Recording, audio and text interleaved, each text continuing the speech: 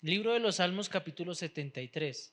Este es uno de los salmos más controvertidos, más polémicos, porque más que una enseñanza, es el relato, es el testimonio de un hombre que ha sido lastimado. El mensaje del día de hoy se llama, el mensaje del día de hoy se llama tan amargo como la hiel. ¿Cómo se llama? Tan amargo como la hiel. ¿Ustedes saben qué es la hiel? Bueno, les voy a explicar. Mire, pero no hay. ¿Juan Pablo sabe qué es la hiel?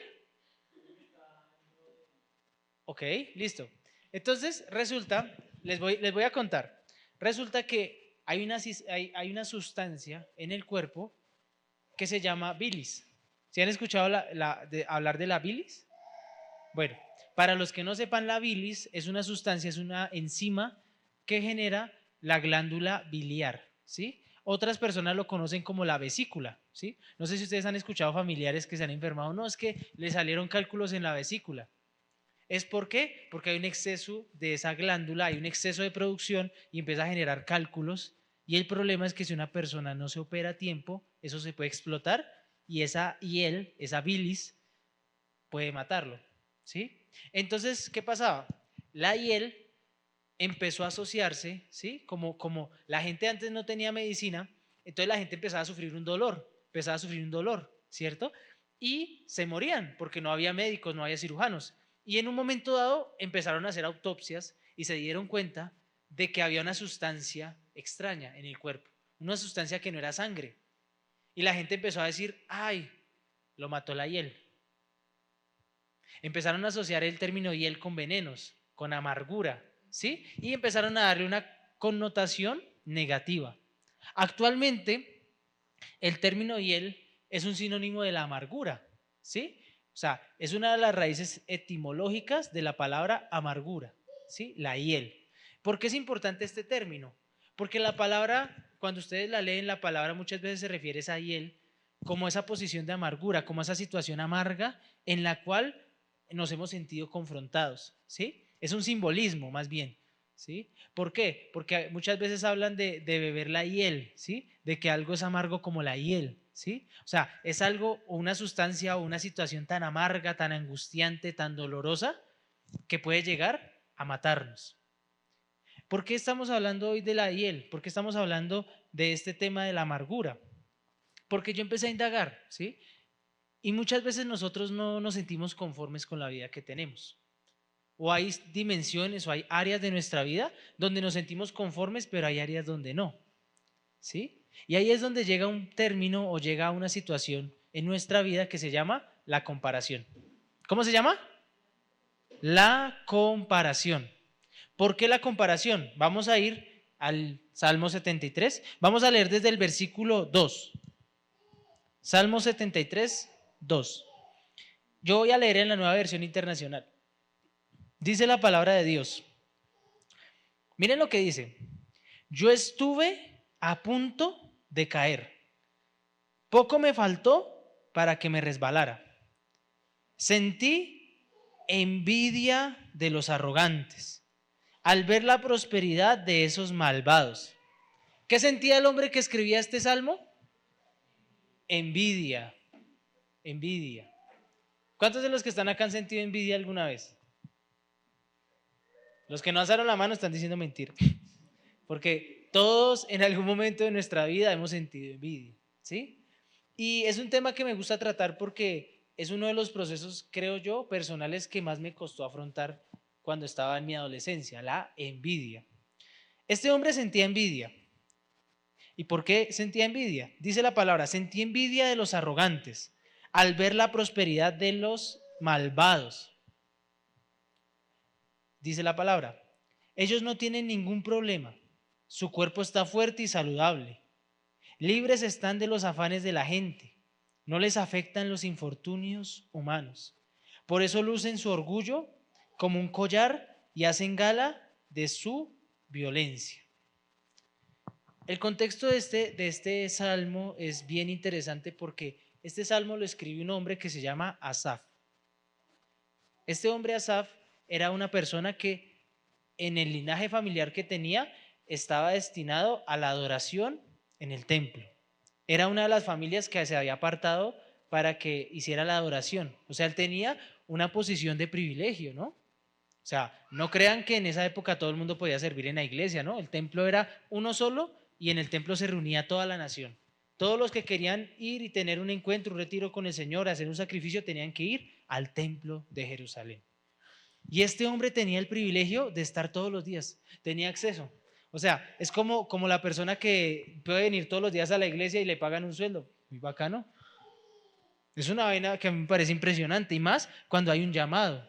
Yo pienso que una de las cosas que más le puede emocionar a una persona es cuando tiene el llamado de servir en la obra, que un día lo llamen y le digan, oiga, queremos que trabaje al 100% en el ministerio y queremos que tenga un sueldo. Entonces, ¿qué pasó con este hombre Asaf? Empezó a sentir envidia. Y es curioso porque él empieza a hablar de diferentes áreas. Porque él está diciendo, sentí envidia de los arrogantes al ver la prosperidad. La primera cosa por la cual él se comparó fue por plata. Y muchas veces eso pasa dentro de la iglesia, ¿no?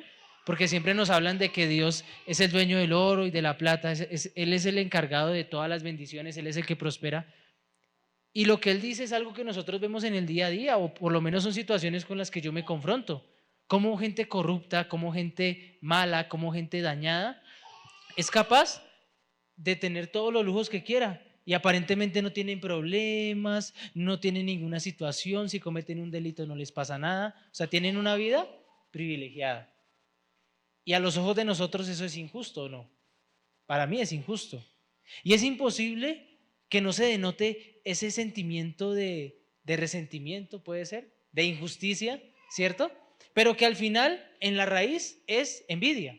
Al final sentimos envidia por esa persona a la que le va mejor económicamente. ¿En qué otra área él empezó a decir? Dice, ellos no tienen ningún problema.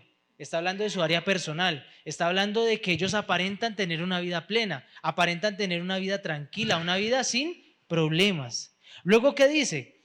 Su cuerpo está fuerte y saludable. Está diciendo que ellos gozan de buena salud.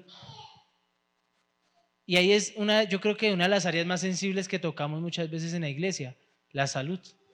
Porque creemos en un Dios que hace milagros y muchas veces vemos cómo las personas no tienen ni para un medicamento o no tienen ni para un mercado y se empiezan a enfermar.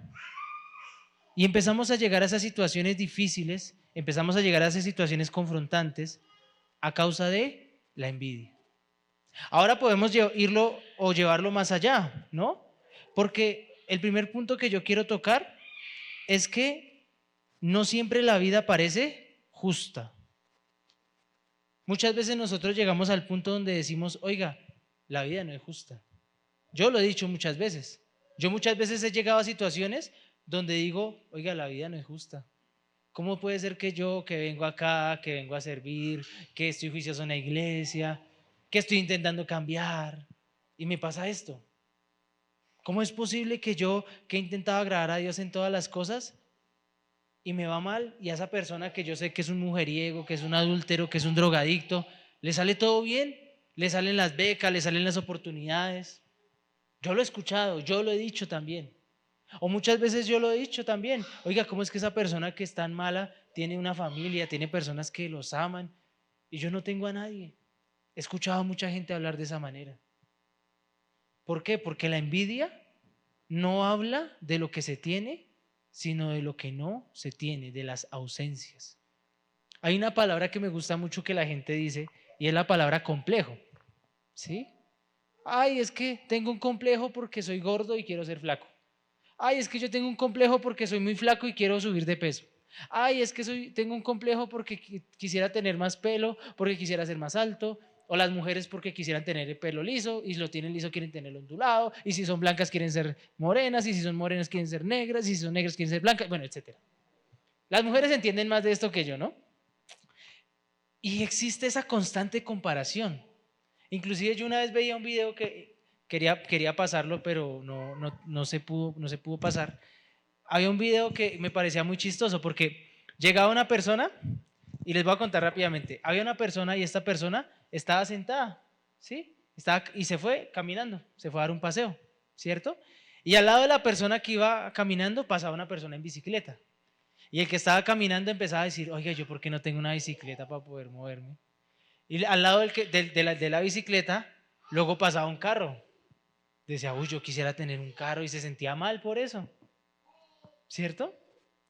Y luego, después de la camioneta, llegaba una persona una persona famosa, con escoltas, con una camioneta así súper lujosa y tal, ¿es cierto? Y veía a la persona caminando. Y la persona con todos los lujos y con toda la fama, con toda la gente persiguiéndolo, veía a esa persona caminando y decía, a mí me gustaría ser libre como esa otra persona. Sentimos envidia por lo que no tenemos. ¿Y qué genera la envidia? Algo que se llama ingratitud, algo que se llama inseguridad, algo que se llama complejo de inferioridad. Entonces constantemente estamos pensando no en lo que tenemos y en valorar lo que tenemos, sino que pensamos en lo que no tenemos y en que es injusto el hecho de no tener eso. Entonces, si tenemos un trabajo, vemos a una persona y decimos, uy, quisiera tener ese trabajo. Y la persona que tiene ese otro trabajo dice, uy, a mí me gustaría tener otro trabajo. Y así sucesivamente, constantemente hay una comparación. Si nosotros nos ponemos a pensar, siempre va a haber alguien que sea mejor que nosotros en algo. Siempre. Siempre va a haber alguien más bonito, alguien más alto, alguien más adinerado, alguien más exitoso, alguien que predique mejor, alguien que sea mejor músico, alguien que dé más ofrendas, no sé. Siempre va a haber alguien mejor que nosotros, siempre. En todo momento va a haber alguien que sea mejor que nosotros. Ahora la pregunta es, ¿acaso no hay personas que están peor que nosotros? Y no lo digo con el fin de que nos envanezcamos, porque ese es otro extremo, porque está la envidia y está el orgullo. Y cuando sentimos envidia hay un resentimiento, hay un rechazo porque decimos, oiga, ¿por qué este sí tiene y yo no tengo? Pero cuando hay envanecimiento, cuando hay orgullo, cuando hay soberbia, entonces ya nos ponemos por encima y decimos, oiga, no, yo soy mucho mejor que esta persona, yo soy no sé qué, y empezamos a llenarnos las ínfulas de ego, de orgullo. Entonces, ¿qué sucede al final? Que siempre va a haber personas que están más arriba, otros más abajo, en la escala que usted lo quiera poner, pero Dios nunca nos llamó a compararnos con los demás.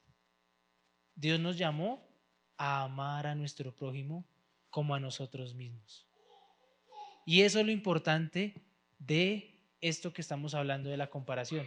Porque yo puedo reconocer y yo puedo decir, oiga, Fernando es más musculoso que yo. Y el man está tapiado y saca fotos en Facebook y en Instagram y uy, qué severos músculos. Y yo puedo sentirme alegre y decir, oiga, bacano que él tuvo la disciplina que yo no tuve, ¿sí? Y puedo motivarme y decir, oiga, Fernando, deme unos tips ahí, qué proteína hecha, qué se inyecta, no mentiras. Yo puedo hablar de muchas cosas con él y yo puedo tomarlo como un modelo o puedo sentir resentimiento y decir, oiga, no, ese man, ¿qué le pasa? Que tras de que viene de otro país y no sé qué, y empezamos a hablar cosas así. Porque así lo hacemos. Porque cuando hay envidia, empezamos a murmurar. Cuando hay envidia, empezamos a hablar mal del otro. Cuando hay envidia, no hay amor, hay odio. Y por eso es que la envidia es totalmente diabólica y satánica. Por eso es que esa envidia de la que estamos hablando en el Salmo 73 se puede convertir en esa amargura que es como la hiel. Una amargura tan profunda que empieza a matarnos. Y quería tocar este tema porque durante muchos años yo viví en esa amargura. Literalmente yo sentía en mi cuerpo algo que me dañaba, que me corroía, cuando veía gente que estaba mejor que yo, cuando había gente que tenía y yo no podía tener.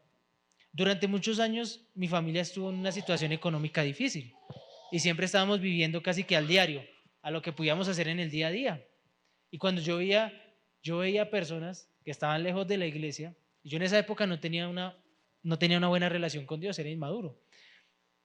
Pero yo veía tíos, yo veía abuelos, yo veía familiares que eran borrachos, que eran mentirosos, que eran chismosos. Y algunos lo siguen siendo, pero los veía con plata y los veía con carros y los veía con lujos y veía cómo ellos sí podían ir y comprar sus maletas y a mí me tocaba usar la misma maleta a 5 años y luego me tocaba dársela a mi hermano y así, ¿sí? Y eso me generaba envidia y yo los odiaba. Y yo en mi corazón decía, ¿y por qué no puedo tener eso? ¿Y para qué estamos aquí en esta iglesia y para qué somos cristianos si no tenemos plata? Yo lo veía de una forma superficial. Hasta que un día el Señor tocó mi corazón y me dijo, como dijo el Señor Jesús, amen a sus hermanos y oren por quienes los persiguen. Amar. Al final se trata de amar. Amar no es algo que, como a veces la gente dice, no, es que no me nace perdonar, no me nace amar. No es algo que a uno le nace, es una decisión. Yo decido amar a cada uno de ustedes sin importar lo que me hayan hecho, sin importar que me caiga mejor o peor, sin importar si somos más afines o no. Yo simplemente decido amarlos.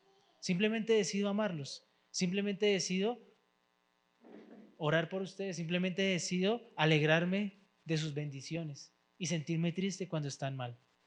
Eso es lo que yo decido hacer. Más allá de si tienen una cualidad que yo no tengo, más allá de si yo siento que tienen más dinero que yo, más allá de si yo siento o sé que tienen más éxito o tienen un mejor perfil para predicar o para ministrar o para alabar, no importa. Porque al final en la iglesia nosotros no fuimos llamados a compararnos, nunca fuimos llamados a mirar quién tenía más dinero, quién tenía más posibilidades, fuimos llamados a amarnos. Y ese es el diseño de Dios. Y eso es lo que Dios quiere mostrarnos el día de hoy. Que si esta persona se puede estrenar una ropa y yo no, alegrémonos. Porque así como Él bendice a esta persona, un día me va a bendecir a mí. Porque muchas veces nosotros no avanzamos. Y se los digo porque pasó en mi vida. ¿Saben por qué Dios no permite que avancemos y nos mantenemos estancados en el pecado, en la economía, en las metas personales? Porque estamos comparándonos. Porque pensamos que la vida es una competencia. Porque así no lo vende el sistema. Socialmente es aceptable competir, porque cuando hay una vacante y vemos 1000 personas aplicando para la misma vacante, sentimos la competencia. Porque cuando vemos que me gradúo de una carrera y hay otros 1000 desempleados igual que yo, siento que es una competencia. Y el sistema está diseñado para que compitamos y siempre hablamos de competitividad y de productividad y de mostrarnos más y de vendernos como si fuéramos mercancía. Y en Dios no existe eso. En Dios hay puertas que se abren y se cierran. Y las puertas que Él abre nadie las puede cerrar y las puertas que Él cierra nadie las puede abrir. Ese es el Dios en el que yo creo. Si Dios quiso abrir una puerta en tu vida es porque Él te quiere llevar a ese lugar para un propósito. A Dios realmente no le interesa que tengamos o no tengamos dinero. A Dios lo que le interesa es que la puerta que Él nos abrió la podamos aprovechar para cumplir un propósito. Si Dios me lleva a un trabajo, si Dios me lleva a una oportunidad para estudiar, para formarme a una universidad, o me lleva a predicar a un lugar, o me lleva a cualquier sitio donde sea, es porque yo tengo un propósito que cumplir. No es porque, ay, es que yo puedo pasear porque Dios me quiere más a mí, entonces me da más plata y a los otros no. No funciona así.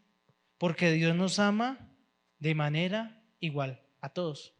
Quiero que leamos rápidamente en Romanos 3, 21. Romanos 3, 21. Romanos 3, 21 habla sobre la justicia de Dios. Porque hablamos de que muchas veces la vida nos parece injusta. Pero aclaro, no es que la vida sea injusta, es que nuestra percepción nos hace ver que es injusta. Lo segundo es que siempre habrá alguien que está mejor y siempre habrá alguien que esté peor. Y ninguna de las dos cosas puede afectar nuestro corazón. Ni el que alguien esté mejor me justifica para agredirlo, para murmurar, para hablar mal, así la persona sea lo peor. Puede ser el político más corrupto y yo digo, ese man es una porquería y tiene plata, no importa. Podemos justificarnos, pero delante de Dios nosotros tenemos que amar a todos, sea un ladrón, sea un corrupto, sea un asesino, así le vaya mejor, tenemos que bendecirlo. Es más, si Dios nos puso esa persona y esa persona nos raya, ¿sí? Porque muchas veces pasa con los políticos, también pasa. Gente que tiene privilegios y no sirve para nada. Básicamente yo lo veo así. Y Dios me pone en mi corazón, tienes que orar por esas personas. Porque esas personas también son partícipes de mi sangre. Y esa es la enseñanza que nos da el Señor. Así haya alguien que sea mejor o alguien que sea peor que yo, ninguna de las dos cosas puede afectar mi corazón. Y la tercera cosa es que Dios siempre es justo. Romanos 3:21 dice, pero ahora, sin la mediación de la ley, se ha manifestado la justicia de Dios, de la que dan testimonio la ley y los profetas. Esta justicia de Dios llega mediante la fe en Jesucristo a todos los que creen. Dice, de hecho, no hay distinción. Cuando llega la gracia y cuando el Señor Jesús muere por nosotros, automáticamente se acaba cualquier tipo de privilegio, se acaba cualquier tipo de discriminación. Porque pasó una cosa, y es que el pueblo de Dios, el que se dice que es el pueblo de Dios, que es el pueblo judío, el pueblo de Israel, empezó a envanecerse y empezó a crecerse. Empezaron a ser creídos porque ellos eran el pueblo de Dios y eran el pueblo escogido, y hasta la fecha lo hacen. Haz que nosotros somos el pueblo escogido de Dios y no sé qué. Y Dios, en el momento en el que muere por nosotros, dice: no, el pueblo de Dios es todo aquel que cree en mí, que cree en mi sacrificio y que cree que yo lo puedo perdonar. Y en ese momento se acabaron todos los privilegios. Ya no hay nadie a quien Dios ame más o lo tenga más en cuenta o le tenga más en cuenta su oración, no. Porque Él simplemente ve la fe que hay en nuestro corazón. Y cuando usted vea en algún momento ese intento de querer compararse, de querer sentir envidia, de querer preguntarle a Dios: oiga, ¿por qué a él le va bien y a mí no? Oiga, ¿por qué a este le pasa esto y a mí no? Tenga en cuenta lo siguiente, y es que Dios nos ama a todos por igual. Si Dios permite que uno tenga más o tenga menos o tenga una puerta y el otro no, es porque Dios quiere formar algo en nosotros para ese propósito. ¿No se lo ha imaginado? Hay gente que, por ejemplo, tiene mucho dinero y está postrado en una cama, no tiene, y podría dar toda su fortuna para sentirse libre y poderse parar sano. Hay gente, por ejemplo, multimillonaria, que podría dar toda su fortuna si pudiera volver a tener 15 años y poder resarcir todos los errores que cometió. La comparación no sirve de nada, porque así uno sea la persona más humilde o sea el hombre con más millones en la cuenta de un banco, siempre vamos a tener alguna ausencia. Y no es porque Dios ame más a unos que a otros, es porque Dios quiere formar de nosotros hombres y mujeres únicos, diferentes, para un propósito único y diferente. El propósito que tiene Dios con Nicolás no es el mismo que tiene con Laura o con Angie o con Rafa o con Ángela. El propósito de Dios es distinto y es único para cada uno de nosotros. Y en el momento en que empecemos a competir y a compararnos con otros, estamos condenados al estancamiento. Porque eso le pasó a este hombre, Asaf. Tenía todo, tenía un puesto de privilegio, era parte de los levitas. Básicamente a ellos el pueblo de Israel los mantenía, porque cobraban el diezmo para mantener a los levitas. Ellos simplemente tenían que dedicarse a adorar, pero no fue suficiente, porque empezó a ver que tenía alguien más, que tenía alguien menos, y empezó a compararse. Y la enseñanza de todo esto es que no importa la posición que tengamos, siempre va a haber alguien que está mejor, alguien que está peor, y no es porque Dios nos ame más o menos, es porque Él tiene propósitos diferentes. Amén. Yo quiero que oremos por eso. Quiero que le pidamos perdón al Señor si en algún momento hemos codiciado la vida de otra persona. Uno de los mayores errores que yo cometía en mi pasado, en mi adolescencia, era que yo quería tener la vida de otra persona. Quería tener la familia de otra persona, quería tener la economía de otra persona, quería tener la salud de otra persona. Y eso me estancó durante muchos años. Hay personas que incluso quisieran tener una familia diferente, quisieran cambiar todo. Dicen: uy, qué pereza mi familia, yo quisiera tener otra. Y por constantemente compararnos olvidamos el tesoro que tenemos.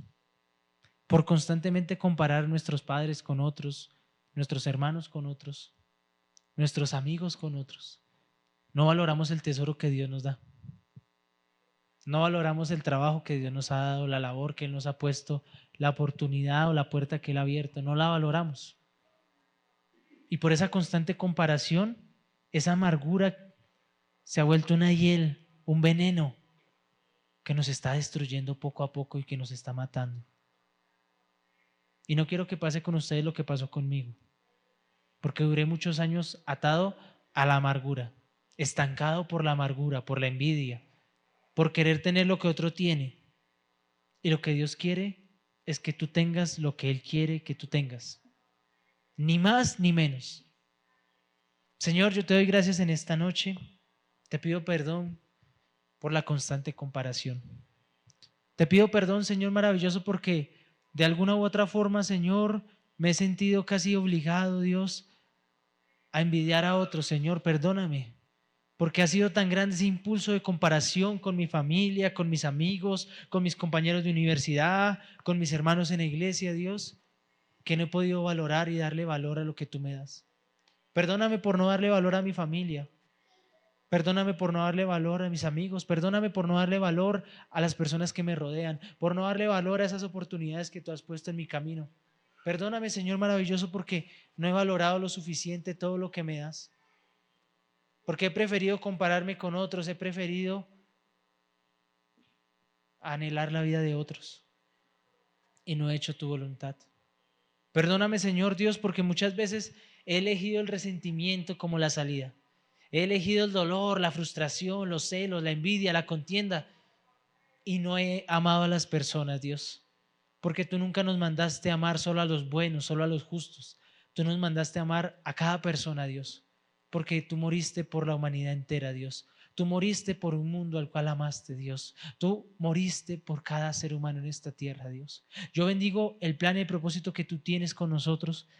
Oro para que no nos sigamos comparando con nadie, para que no sigamos compitiendo por nadie, Señor. Que simplemente, Dios, accedamos y tengamos clara la puerta que tú tienes para nosotros y le demos el valor que corresponde. Te doy la gloria a ti, Señor, en el nombre de Jesús. Amén y amén. Bueno.